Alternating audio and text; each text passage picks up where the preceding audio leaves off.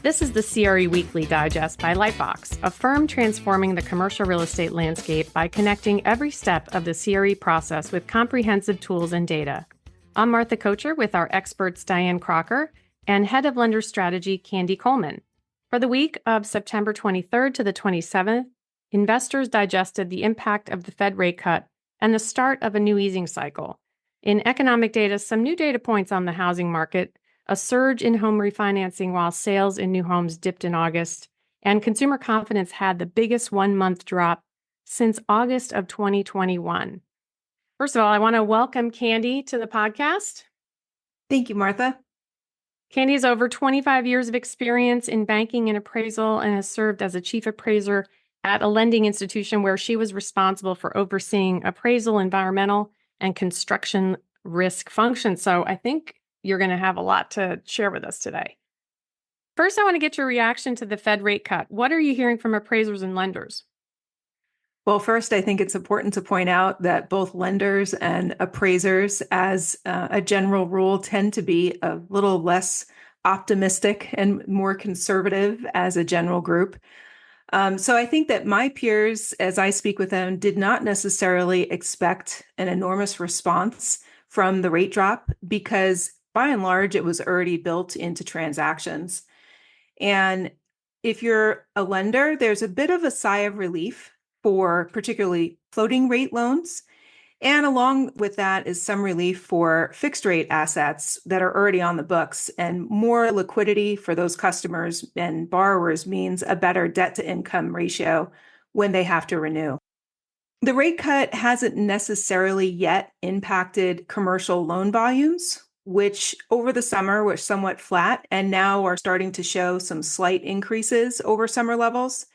But everyone at the banks has their eyes on the Fed funds rate over the long term, with the hopes that rates returning near 2% in 2026 is really and truly on the horizon because the spread on loans is still tight in this current environment. So if you were to characterize the sentiment, you'd say cautiously optimistic. Yes, particularly over long-term expectations. And we saw a lot of Fed speak this week with the governors out on the speaking circuit, especially Kashkari and Bostic, that were trying to ease concerns about a recession, saying that the labor market is not flashing red. In trying to ease concerns about the recession, they're saying they're probably going to take smaller steps unless the data changes materially. Kashkari said he had penciled in quarter-point cuts at the Fed's last two meetings of the year in November and December. And the Federal Reserve Governor, Michelle Bowman, who dissented from the Fed's decision to lower interest rates by 50 basis points, said that the large reduction presents certain risks and that the large cut could be interpreted as a premature declaration of victory on our price stability mandate. So I thought, those were really interesting takes from the Fed coming, just a week after the decision. So Diane, I know you were on the crew floor in Vancouver, their annual event. Give me an idea of what the vibe was there. Yeah, I think it's interesting that the three ladies here are doing this week's podcast, although I do miss Manus. I love that it coincides with being in Vancouver with over 1,400 women in commercial real estate for the Crew Network's annual convention. Just today, I listened to two tracks related to the commercial real estate forecast. So I'll give you just a couple highlights from those because they're very relevant to what you just said, Candy, and welcome to the podcast. The first was a track with the Mortgage Bankers Association's head researcher, Jamie Woodwell, who many of you have probably heard of. He said in response to the first rate cut that the mentality has really shifted quickly from risk off to risk on. Candy, you spoke to the fact that it's going to take some time for the lending sector to really respond to that first rate cut. One of the originators who was on the panel from Lument said that she had 12 new deals land on her desk the day of the cut, which I thought was really interesting. The other thing that came out of the Woodwell panel was that originators here are saying that they'd been doing shorter loans during the downturn, so a lot more 5-year loans instead of 10. And between that and the snowplow effect of maturing loans from 23 and 24 being pushed to 25, that there could be a lot of activity in the next few years. And asked about the supply of capital, Woodball said on the debt side, there's a lot of appetite to lend. CMBS is picking up, the GSEs, the life companies, and although larger banks are pulling back, smaller banks are starting to grow their holdings. There's a lot of bullishness and dry capital on the private equity side. And then the second thing, Martha, I just want to highlight quickly was I just came from the lunch keynote by Kevin Thorpe. He's the chief economist and head of global research at Cushman & Wakefield. And he said with the first rate cut now in the rearview mirror, we are at the cusp of the next major growth cycle for commercial real estate. And they're running out of synonyms for how to say cautious optimism. Green shoots he's seeing and the expectation of better days ahead are rooted in stronger economic growth. Investors and lenders are going to start assuming stronger occupancy, NOI growth. Banks are likely to re-engage. And a sign of that was the senior loan officer survey that came out showing easing standards for commercial real estate. Dry powder is expected to plow in, all driving a sales rebound. And then lastly, on the elections, he's not seeing much impact of the elections on commercial real estate unless or until material policy changes take root. And he showed a really cool graph that shows CRE performing well, regardless of the party that's in the White House. So that's what I heard on the floor today. That seems to be in sync with a number of other stories that we saw. And if I could channel Manus for a second, who tends to run very optimistic, there was a story in Bloomberg by Natalie Wong and John Gittleson that quoted Michael Gigliotti from JLL, who said, "You're getting a triple whammy, players, prices, and indices all cooperating. It feels like there's been a switch flipped. Everyone seems excited, and we're calling it the beginning of a new liquidity cycle." A lot of optimism. One of the other things that I heard today was Brian Severino, who's at Bentel Green Oak, called Where We're Headed the golden age of asset management. And interesting, we saw Colliers release their capital markets report this week, and obviously their data precedes the Fed cut. So even considering that, the assessment was essentially that investors are returning to CRE, and they quoted a number of investment sales prices across asset types, $38 billion in multifamily, $20 billion in industrial. Retail fell slightly to 9.9, but they said the fundamentals looked really good. And office was the outlier with $11 billion in investment sales. And Colliers said that lenders and special services are becoming more active regarding short sales, deeds in lieu of foreclosure, and foreclosures. In regard to that particular news bite around deeds in lieu and some foreclosures, particularly for the office market, what we're seeing are two things. One, I hear from many lenders that if someone comes in with a deal and it starts with O, they really don't want to talk to you by and large. So office is certainly not the darling that it once was in the investment world. But there is a silver lining there, because I also hear that there is more activity now on the leasing side across property types, but also in office. And that may be a return to strength and hence eventually better reporting from that market sector. We'll see. It remains to be seen. Obviously, it's hard to paint office with a broad brush because there are a lot of nuances in that sector. But I think, as a whole, office is still shedding space. And with every passing year, that work from home drag on square foot demand is fading. This year, there was a 3% reduction in office space demand versus 10% in 2021, right after COVID. So I think a lot of companies have already kind of recalibrated their demand for space. And it'll be interesting to see if we're kind of at that inflection point of, I'm not going to look at office to, let me just, get a little more information on this property and maybe it's not all bad. So certainly there's a lot of differentiation from asset class to asset class, but I think you're right. From the lending perspective, it's at the top of the pile in terms of high risk property types. It is interesting, though, as you look at news bites for the week, Amazon is requiring return to office 3 days a week in the coming year. And I am seeing more consistency there where some of the larger firms are requiring employees to be in office, and that also could help the health of that sector. Right. Right. And Jamie, back to Jamie Woodwell on today's track, he had a really interesting soundbite on Office where he said, all eyes are on Office, right? It's getting all the attention. And it's almost like that sector is still trying to figure out what it wants to be when it grows up. And the decisions about work from home needs the time to flow through the leases, as you mentioned, so we're still probably years away from kind of a new settling point or a new post-COVID equilibrium. And a quick note on the housing market. Housing prices grew at their slowest pace in 8 months, and sales dipped in August. However, refi demand was 175% higher than the same week a year ago. I have to believe that a lot of that is some pent-up demand. Perhaps in the past 6 months, if you had homeowners who are looking to refi, the likelihood is that they've been waiting for just this announcement from the Fed to occur in September to spur them on to go and apply to do their refinances. But from a larger market perspective, if you are a developer of residential housing, this gives you some relief. When you start to see these rates going down, there's been a lot of concessions creeping into the sales of single family residences for large development tract owners. And this helps to give you some relief. So if you're a developer on the residential side, this news was probably and perhaps the best for you and your market sector. Obviously, concerns about housing affect everybody. As I listened to the economists at Crew today, red flags are in the areas of housing and the fact that the labor market is showing signs of weakening with unemployment drifting higher, job creation slowing, and falling consumer confidence.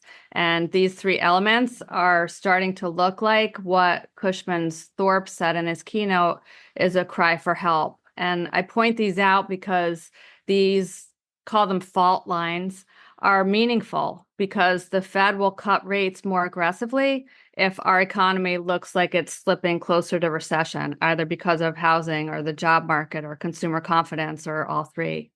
Well, housing is certainly top of mind when you have candidates also saying that they're going to provide assistance for down payments on housing and things of that nature. So again, you have the government activity really helping to support that market. So we had it first with the, substantial decreases in the rates after COVID. And now we, as we look forward into the election, it is interesting that it is certainly one of the running points that they potentially will offer assistance in down payments for first-time home buyers. And now turning to our Lightbox data dive, we're about to close the books on the quarter. That means getting a look at the details behind the Lightbox CRE Activity Index. We released a preliminary look at appraisal activity for July and August that indicated early signs of momentum. Diane, do you think that's going to continue? I do. And I'm glad that you brought that up today since we have Candy in the house. So based on our combined July and August appraisal volume from lenders, the index came in at 72.1 just for July and August. And that was a 9-point increase over Q2's 63.3. It was a particularly promising early sign for Q3, given that July and August is usually when we all head to the beach for summer vacation. So the number really to beat when I run the Q3 index on Tuesday is last year's Q3 number, which was 57.9. So I'll ask you, Candy, what do you think about this Q3 number? Do you think we'll beat 57.9? My prediction is yes. I don't think it will be by a large metric, but I do think that we will be doing perhaps a little bit better than we were this time last year. Well, we'll find out on Tuesday, Candy, if you're correct. And our Did You Know stat of the week that the lender's appraisal volume in Q2 grew 6.8% over the prior quarter and 4.9% year over year. Yeah, and I think, Martha, that reflects slightly stronger appraisal activity that we did see in the early part of Q2.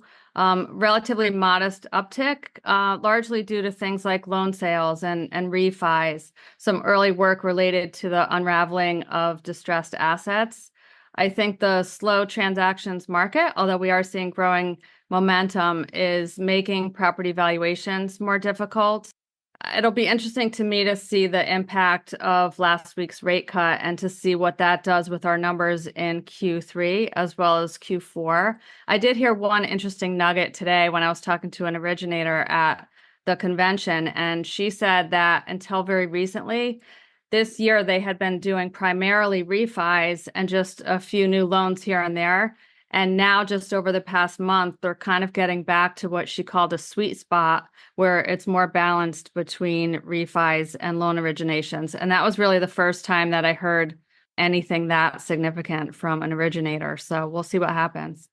Diane, I wonder how much of that has to do not only with market and participants within the market, but also the appetite for that particular lender and what they're willing to put on their books at any given time in the market versus what they're not.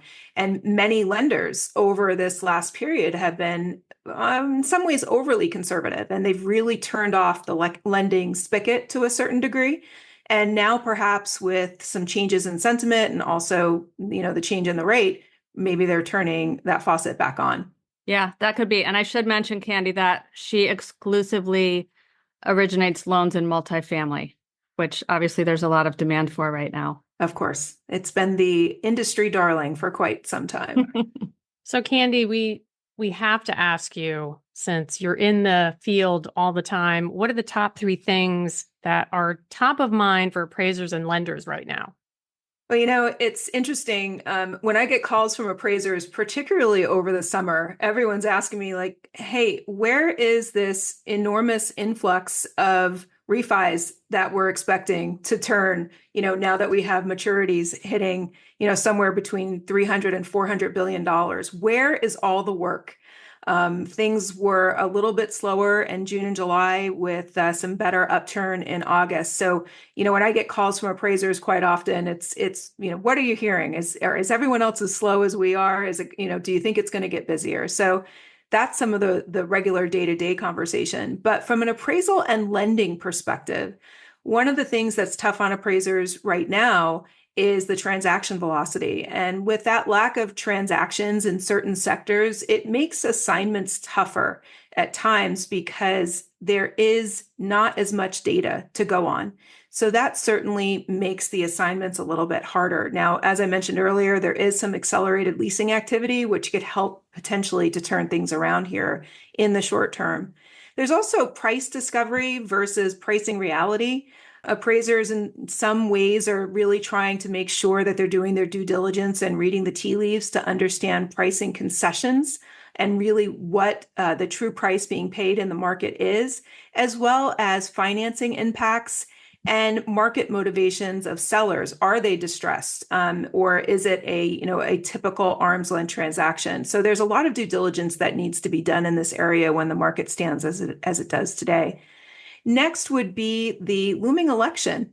If you are in a lending institution and you're trying to understand impacts to your portfolio and your holdings, many banks actually go through the exercise of trying to understand impacts to the real estate market, the lending market, and overall impacts of who the next candidate will be to be president. And they will actually go through that process of weighing pros and cons for both so that they understand going forward what kind of business environment they'll be operating in. And then finally, one thing that you sort of can't be an appraiser and not hear about these days, or even a lender, is appraisal bias in lending practices and in appraisal practices. It gets significant media coverage. There's certainly reputational risk, both for appraisers as well as lenders. And as such, it's led to increased requirements for education, additional lender scrutiny from examiners. And it's certainly something that appraisers are trying to address as well as their lending counterparts. We have a blog on our Lightbox website, which discusses appraisal bias at length. And it is, ironically, one of our most popular blogs in terms of traffic that we've seen in the recent past. So it is certainly top of mind for both lenders and appraisers. Candy, to your second point, the price discovery versus pricing reality, I've been hearing that from a lot of appraisers that I'm talking to as well. I mean, my sympathies are with them in today's market because I feel like all eyes are on where valuations will land as the market kind of comes out of the doldrums of the past few years. But I mean, as you mentioned, doing appraisal work is tough. Sometimes they're dealing with stale data that just doesn't match today's market conditions, or, comps are non-existent. Who's to say where we'll be in the next few years, not just based on the results of the election, but based on whatever shifts the market might take. There's a lot of polarization in the market and a lot of different perspectives. So as an appraiser, probably about 50% of the time you're too high and about 50% of the time you're too low, and you're never just right. We're going to have a couple of office stories and a couple green shoots, mostly brown grass though. The first story is that the preliminary third quarter data from CBRE shows, and we're going to talk mostly about San Francisco, that San Francisco's office market vacancy ticked up to a record 37% in the third quarter this month. And though the city's availability rate went unchanged, they say it's a signal that the market might be finally stabilizing there. That's a real positive, particularly for San Francisco, which has taken quite the beating in the media. Examples of owners bringing in keys to lenders and saying, here, take it back. We've done the math and we know that we can't get it to pencil in the short term. But this is also a market where I hear that if you are bringing a loan to a lender and the collateral starts with O, many of them don't want to talk to you. So it's a tough time in that collateral class. And another green shoot coming from the San Francisco Standard, the story covering the biggest lease of the year. I think it was covered in a multiple series of other media as well. OpenAI has agreed to take 350,000 square feet at the former Old Navy headquarters, and the property was owned by Divco West, which took a chance in 2022. And the deal comes after the creator of ChatGPT had subleased 486,000 plus square feet of offices from Uber. So OpenAI is raising their commitment to the San Francisco area. I see this as a lot of square footage and a big commitment. Perhaps this is a green shoot out of the trough of the San Francisco office market, and we're seeing a little silver lining here where a lot of square footage is being taken over by a major player, signaling to the market that there could potentially be a lot more interest going forward in San Francisco. In regard to AI taking as much office space as you're talking about, there's one other sector that we don't talk a lot about because it's not yet kind of a mainstream property type, is data centers and how they're associated with AI. These are these really large industrial warehouse centers, large square footage, huge energy requirements, and they are big dollars. And so you kind of can't talk about AI taking office space without also, in some ways, talking about AI's impact in that data center segment and how they're gobbling up space in certain markets. You just highlighted a significant impact that AI is having on commercial real estate, Candy, in driving this essentially new asset class of data centers that people are really excited about. There's a lot of money being poured into it. There certainly are a lot of issues, as you mentioned, related to electricity supply needs, related to zoning issues. AI is probably the biggest disruptor in the commercial real estate space, not just because it's got everybody wondering about how to use it in their day-to-day to make their jobs easier, but in driving demand for data centers, which could outpace the other major food groups in commercial real estate. And then in terms of demand for office space, which is where you started this conversation, Martha, in very short order. One story that caught my eye this week was in the San Francisco Business Times. And the story was that SC Properties acquired the San Mateo Gateway Center.